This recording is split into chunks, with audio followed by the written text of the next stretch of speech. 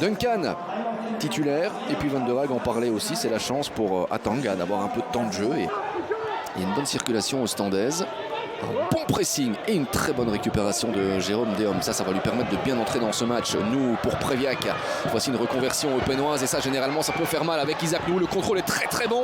La première possibilité la voici, mais quelle reconversion rondement menée dans le chef du Ghanéen. On revoit ça, regardez l'ouverture et puis la course.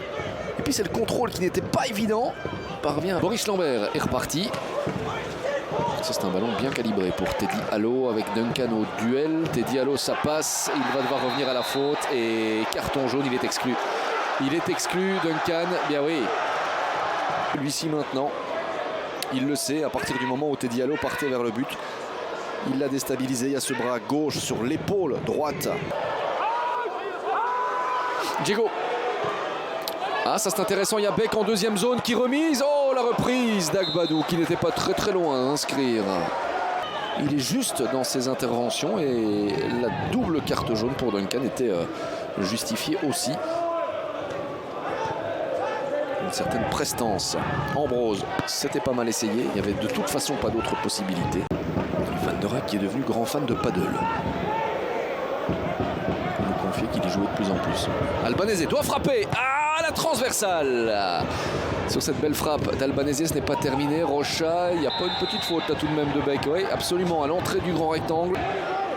On va revoir tout d'abord cette belle frappe d'Albanese qui a failli surprendre Immelman qui était avancé. Un moment important, il y a eu un très bon coup franc tout à l'heure pour Préviac qui n'est pas passé bien loin de la lucarne d'Hubert.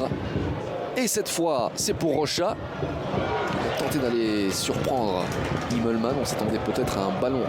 Rocha, Capone. Ça s'est refermé. Ambrose. La feinte, c'est superbe. Et ça, c'est magnifique. Oh, quel but! Quel but de Thierry Ambrose. Et bien voici, c'est parfois dans des matchs sans enjeu direct que l'on voit de très belles choses. Thierry Ambrose qui avait chauffé son pied droit tout à l'heure sans réussite. Là, il a allumé du gauche. On va bien sûr la revoir ici, regardez. Hop là, il enrhume tout le monde. Regardez ça, courant d'air dans la défense eupénoise. Et derrière, ah oui, moins bien que la saison dernière où Eupen avait terminé 12e avec 43 unités récoltées.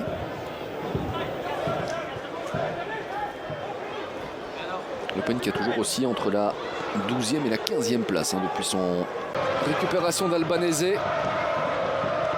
Et très très belle ouverture pour Rocha.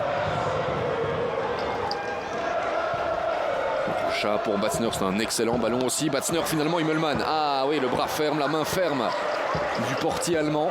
4e titularisation cette saison, je vous le disais, il en profite. Et on voit une fois encore cette belle parade d'Immelman. Ce soir, c'est pas la plus grande influence de la saison. Mais ça fera l'affaire pour refermer cette saison. Attention, Albanese qui va remporter son duel et qui peut tenter sa chance directement. Voilà qui est fait. Ça va être le but. Oui, 0-2.